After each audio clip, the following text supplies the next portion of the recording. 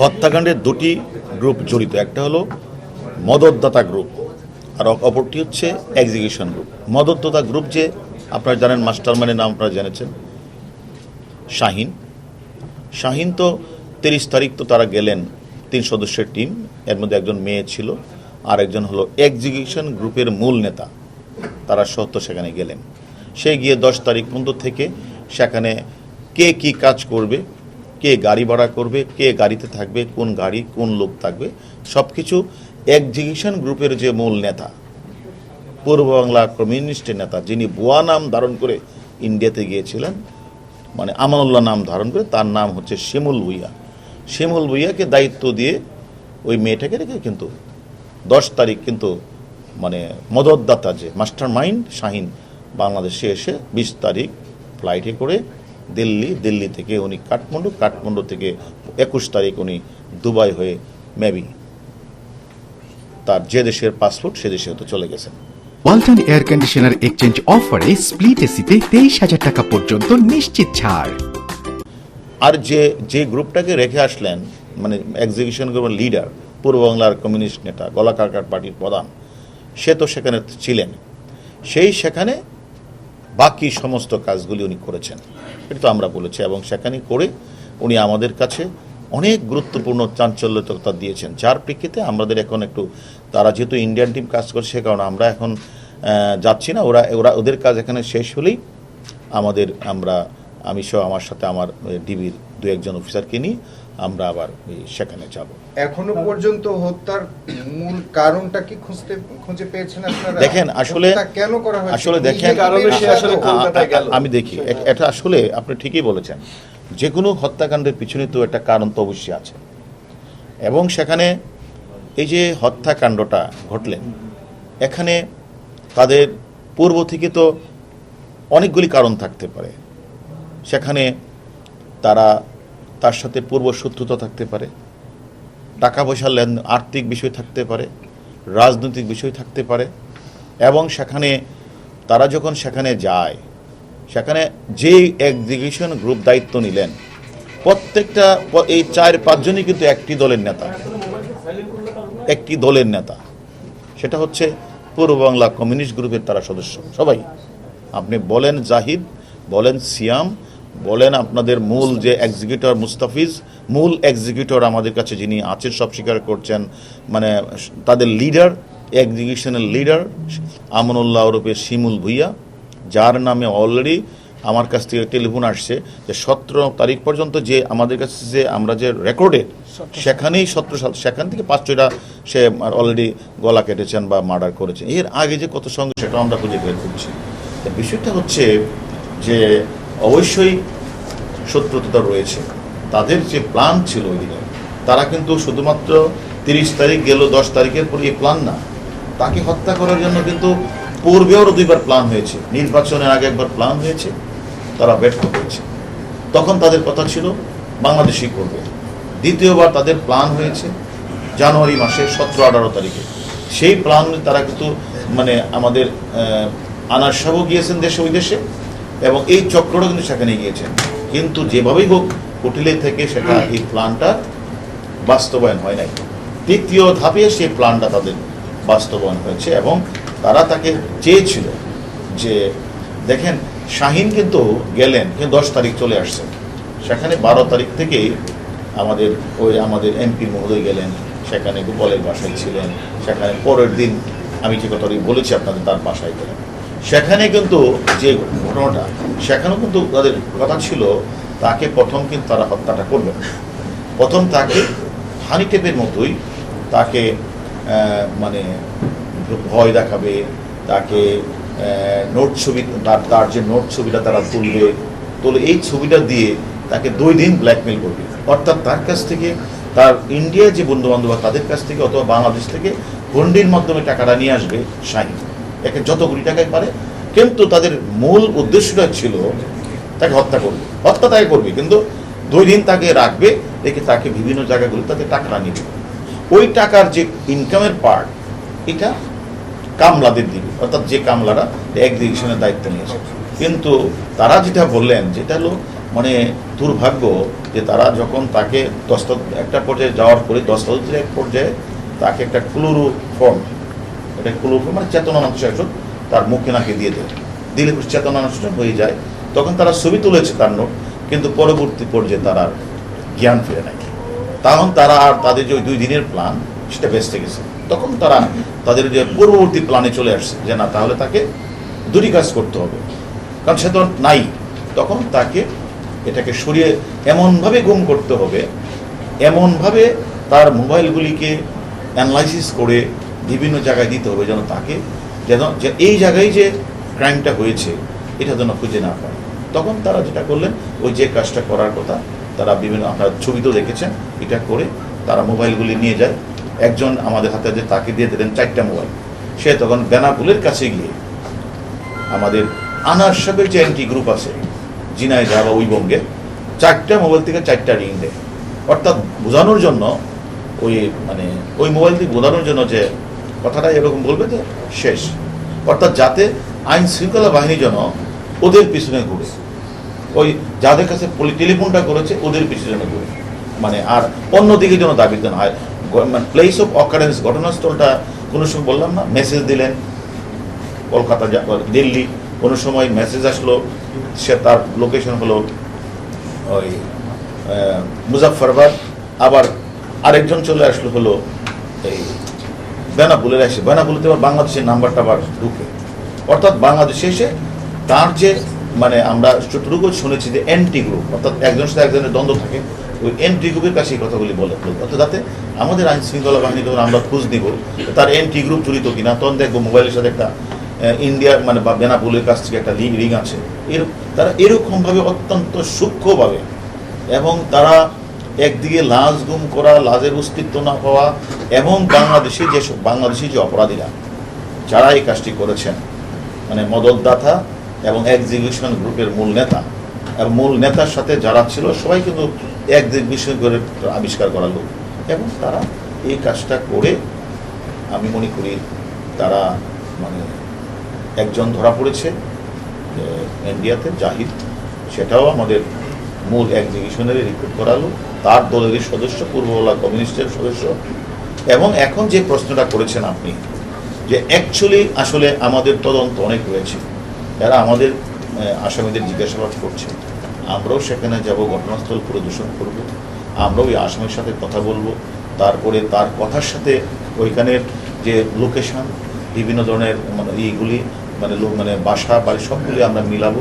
তারপরে আমরা অনেকগুলি বিষয় নিয়ে কিন্তু আমরা কাজ করছি। আমরা মনে করি তাদের বারবারই প্ল্যান ছিল যে বাংলাদেশে এটা করা যায় কিনা, কিন্তু যে মূল মদতদাতা, যে মাস্টার মাইন্ড, সে কিন্তু বারবার বলছে না, এটা বাংলাদেশে করা যাবে, যার কোনো ফলশ্রুতিতে 2বার সে কিন্তু ওখানে গিয়েছে, 3য়বার ওরা সাকসেস হয়েছে। আমি মনে করি একটা বিষয়ে যদি একটু বলতেন যে তাহলে কি আমরা বলতে পারি যে ব্যবসায়িক দ্বন্দ্বে এই হত্যাকাণ্ড, যেহেতু আপনি বলছেন তার কাছে টাকা আদায়ের চেষ্টা করছিল তারা, তাহলে কি মোটিভটা কি ওইদিকে?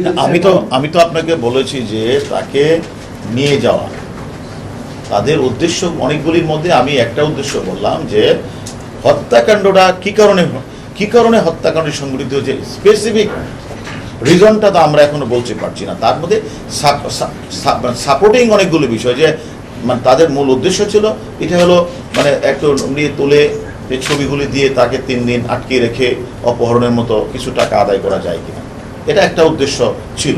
দ্বিতীয়ত উদ্দেশ্য হলো যে তাকে দুনিয়া থেকে সরিয়ে দিতে হবে। এর আগেও 2বার তারা প্ল্যান করেছেন। আসলে দেখেন আমাদের এটা কেন হয়েছে, এটা একটু তদন্ত সাপেক্ষে বলা যাবে, কারণ আপনি এটাও জানেন যে সেখানে টাকা পয়সা ছাড়াও ওই এলাকার একটা আধিপত্যের একটা বিস্তারিত আধিপত্য এলাকা, একশো এলাকা বাড়ি, তাদের বন্ধু মানুষ। দ্বিতীয়ত হলো এখানে আপনি জানেন এক সময় পূর্ববাংলা কমিউনিস্টদের, গলাকাটা পার্টিদের অত্যন্ত একটা উৎপাত ছিল। এরা অনেকখানি কিন্তু নির্মূল করা হয়েছে। অনেকেই ওখানে অনেক চেয়ারম্যান, বাবা চেয়ারম্যান, ছেলে চেয়ারম্যান অনেকে হত্যাকাণ্ডের শিকার হয়েছে, এবং যশোর, খুলনাতে অনেকে মার্ডার হয়েছে। এখন এইগুলির পিছনে এবং তাদের জিদ আছে কিনা, তাকে তারা এটা মনে করি কিনা, এবং এখানে আধিপত্য বিস্তার, এবং আপনি যেটা বলছেন সেখানে এই এলাকার নিয়ন্ত্রণ, যেহেতু এটা একটা border area, cross border area, এটা এই কারণে এই এলাকার মানুষকে সে নির্মূল করতে গিয়ে এলাকাটাকে মানে এই এলাকাটাকে সঠিক পথে রাখতে গিয়ে অনেকের বিরাগ বাজন হয়েছে কিনা সব কিছু তদন্ত ছাড়া তো আসলে শেষ না হওয়া পর্যন্ত অ্যাকচুয়ালি কারণটা কি এটা তো বলা যাবে না।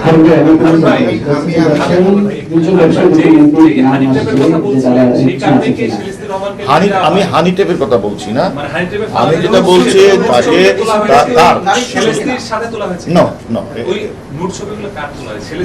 সে তারা তাকে যখন সে শাহিন যখন এখান থেকে বলতেছিল যে আমরা তোমরা তাকে এখানে মানে ই করো, মানে যখন সে চলে ভিতরে ঢুকে গেলেন তখন তার মোবাইলটা নিয়ে কিন্তু ফয়সাল সে কিন্তু বাহিরে গেছে অনেক দূরে, তার মোবাইল নিয়ে সেখানে কিছু রিং টিং দিয়ে আসছে, অর্থাৎ বোঝাতে চাচ্ছে এখানে মানে তার লোকেশনটা এখানে কখনোই ছিল না, অর্থাৎ দূরে ছিল। এই জন্য এখানে যেহেতু লোকেশন তার এখানে না, লোকের অনেক দূরে, মানুষ খুঁজলে তো লোকেশন অনুযায়ী খুঁজবে, তখন এখানে তারা ইচ্ছা ছিল যে 2 দিন রাখবে, রেখে সেখানে তাকে হয়তো তার কাছ থেকে মানে তাকে আটকিয়ে রেখে অথবা কিছু ছবি টবি তুলে তাকে 2 দিন কিছু টাকা নেওয়া যায়। এটা কিন্তু তাদের মূল গেম না, তাদের মূল গেম প্রথমবার, দ্বিতীয়বার, তৃতীয়বার মূল গেম তাকে দুনিয়া থেকে সরিয়ে দেওয়া তাদের উদ্দেশ্য।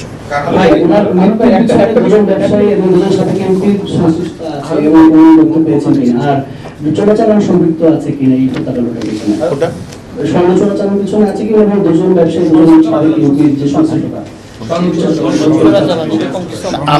আমরা যেটা পেজ বললাম তো আপনাকে অ্যাকচুয়ালি কি বিষয়, আপনারা আমার যতই স্পেসিফিক কোয়েশ্চেন করেন সে প্রদান দিতে পারবো না।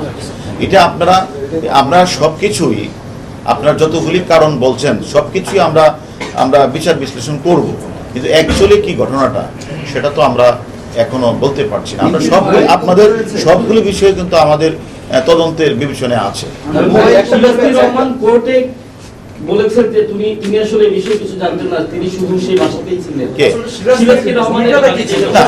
ভূমিকাটা কি ছিল আসলে আসামিরা অনেক কথাই বলবে, আমরা তদন্তকারী কর্মকর্তারা আমরা তদন্ত করছি, তদন্ত করি, আমরা যেটা বলার কথা এটা বলেছি, যেটা না বলা যাবে না সেটা এখন বলছি না। তদন্তের স্বার্থে আমরা আপনাদেরকে আমরা মানে সেখানে যাই, গেলে আরও তথ্য পাওয়ার সম্ভাবনা আছে। সব কিছু মিলে আমরা কাজগুলি করছি, আমাদের কাজ করার সুযোগ দেব। আচ্ছা, আমি একটা জিনিস জিজ্ঞেস করি, সেটা হচ্ছে যে একটা ঘটনা যখন ঘটে, একটা মার্ডার যখন হয়, মার্ডার ওয়েপেন এবং যে হত্যার শিকার হয় তার একটু কিছু না কিছু প্রমাণ পাওয়া যায়। আপনারা বাংলাদেশ সাইডে তদন্ত দল এবং কলকাতা সাইডে তদন্ত দল কোনো কিছুই পান নাই, আপনারা কি করে প্রমাণ করবেন যে এই লোকটা মারা গেছে, হত্যার শিকার হয়েছে? অপহরণের মামলাটা কেন হয়েছে? অপহরণের মামলা, উনি যে হত্যার শিকার হয়েছে এটার প্রমাণ কি আছে আপনাদের কাছে? এটা প্রমাণ তো আমাদের কাছে আছে, আমি তো আপনার সে তথ্য উত্তর দেবো না। আমরা কি প্রমাণ পেয়েছি সেটা আপনাদেরকে আমরা জানাবো, আমরা তদন্তের স্বার্থে এখন বলছি না। প্রমাণ পেয়েছি বলেই তার নামে কলকাতায় মার্ডার মামলা রুজু হয়েছে। আর যেহেতু আমাদের দেশে একটি মামলাটা রুজু, আমাদের দেশে এই ঘটনাটা ঘটে, আমরা শুধুমাত্র 364 একটি মামলা রুজু হয়েছে, সেই মামলার তদন্তে আমরা যাচ্ছি। আর কলকাতাতেও এ ধরনের ঘটনা ঘটেছে, তারা নিশ্চয়ই পারিপার্শ্বিক সাক্ষ্য পেয়েছে, তারা সেখানে তারা মানে কিছু আলামত পেয়েছে, যার পরিপ্রেক্ষিতে তারা মার্ডার মামলা রুজু করেছে। এখন আমরা তদন্ত শেষ হোক, তদন্ত শেষ করে আপনার একটা বিষয় একটু বলি, যেহেতু আসামিরা বলছে যে হুন্ডির টাকা নিয়ে সমস্যা ছিল, এবং সেই বিষয়ে একটু আগে আপনি উল্লেখ করছেন আসামিরা বলছেন ব্যবসা। কোন আসামিরা? না, আপনি বলছিলেন যে হুন্ডির টাকার এই নিয়ে আদান প্রদানে তাকে ব্ল্যাকমেল করতে চেয়েছিলেন। না না, এটা টাকা নিয়ে আসার ব্যাপারে সেই ব্যাপারে কি কোনো আসামিদের সাথে তো আগে পরিচয় ছিল, এমপির কি কোনো যোগসাজশ ছিল কিনা? সে তো নিজে থেকে গিয়েছে ওখানে কলকাতা। এটা তো আমি আরো কয়েকবারে বলেছি, এমপি সাহেবের সাথে মাস্টার মাইন্ড মদতদাতার একটা বন্ধুত্ব সম্পর্ক ছিল, পাশাপাশি এলাকার বাড়ি, তো আমি বলেছি সম্পর্ক ছিল। এবং যে আর অন্যান্য যে যারা ছিল যে কাজটা তারা করেছে এক্সিকিউশনের পার্ট, তারাও তো পরিচিত, তারাও তো এলাকার বাড়ি। ধন্যবাদ। ভারতের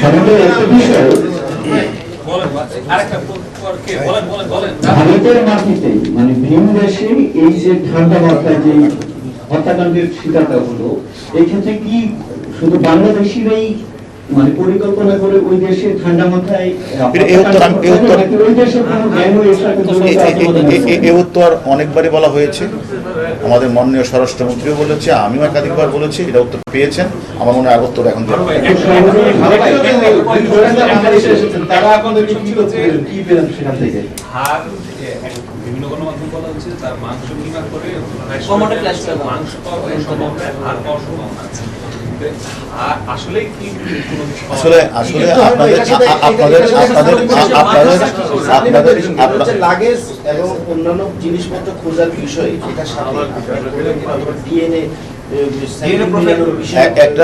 একটা হত্যাকাণ্ড ঘটনা ঘটার পরে তদন্তকারী কর্মকর্তা যা যা করা দরকার সবই করবে, তাই না? আর আরেকটা বিষয় যে আপনি কি বলছেন, হার মানে আর এটা অনেক মিডিয়া গণমাধ্যমে অনেক ধরনের গল্প আসতেছে, অনেক ধরনের তথ্য আসতেছে, আমরা আপনাদের সাথে তথ্যটাও বিবেচনা করবো। Thank you. কিন্তু হার এটাই তো আমরা যাই আপনাদের তো মানে নিউজ থেকে বা বাংলাদেশি এবং ইন্ডিয়ান যারা নিউজ করছেন তাদের যে বিভিন্ন তথ্যপত্র তারা সংগ্রহ করছে আমাদেরকে, এটা আমাদের তদন্তের কাজে অনেক সহায়তা করবে। গেলে জানতে পারবেন।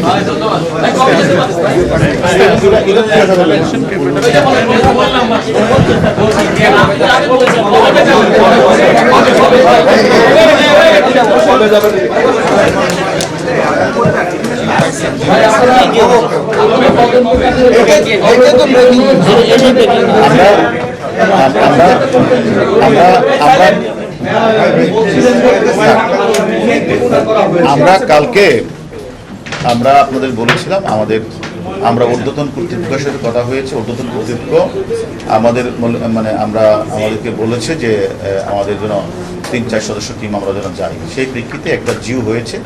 আমরা মনে করি যে আমাদের একটা টিম যেখানে কাজ করছে, কলকাতার একটা টিম কাজ করছে যারা 4 সদস্যের, তাদের কাজও এখনও শেষ হয় নাই। তারা আবার আজকে 2টা থেকে আবার আসবে। ওদের কাজটা শেষ হলেই আমরা আমাদের 3 সদস্যের একটা দল আমরা জিও পেয়েছি। আমরা ঊর্ধ্বতন কর্তৃপক্ষের সাথে কথা বলে আমরা যাব। এটা মানে আমাদের ইন্সপেক্টর জেনারেল অফ পুলিশ স্যারের সাথে কথা বলবো। স্যারের সাথে কথা বলে এটা আজকে রাতেও হইতে পারে অথবা কালকে ভোরে হতে পারে।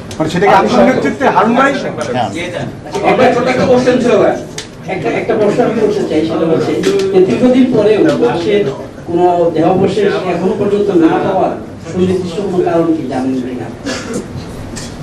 না, এটা তো এটি তো তদন্ত, এটি তো আমাদের তদন্ত, তাই না?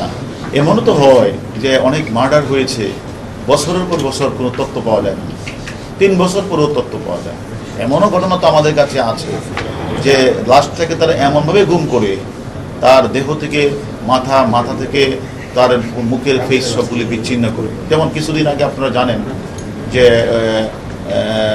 কামরাঙ্গীরচরে একজন শিল্পপতিকে হত্যা করেছে, তার মাথা আলাদা করেছে, মাথা থেকে খুলি আলাদা করেছে, তার মুখের ফেস আলাদা করেছে, বিভিন্ন জায়গায় ফেলে দিয়েছে। আমরা সেই ঘটনাও কিন্তু একটু সময় লেগেছে। আমরা কিন্তু যে মূল যে মাস্টার মাইন্ড সে তখন হজ করে, তো হজ করার থেকে সে 5 জনকে অর্ডার করেছে এক্সিকিউশনের পার্ট করার জন্য। আমরা সে 5 জনকে গ্রেপ্তার করেছি। ওই যে মাস্টার মাইন্ড হজ করতে গেছিল, হজ করতে এসে সে চিটাগাং গেছিল, সে যখন জেনে ফেলছে আমাদের, সে চিটাগাং থেকে চলে গিয়েছিল ইন্ডিয়া। আমরা তাকে ইন্ডিয়ার বর্ডার থেকে তাকে আমরা গ্রেপ্তার করেছি। আমি মনে করি যে মানে সব কিছুই আমাদের চৌকস তদন্তকারী দল আছে, এবং আপনারা এটাও জেনে খুশি হবেন ইন্ডিয়ান পুলিশরাও এটা অত্যন্ত গুরুত্ব দিয়ে তারা বাংলাদেশেও কাজ করছে, আবার তারা ইন্ডিয়াতেও তারা তাদের ওই আসামিকে নিয়ে তারা বিভিন্ন জায়গায় অভিযান পরিচালনা করছে। আমি মনে করি একটু অপেক্ষা করেন, সব কিছুই পাওয়া যাবে।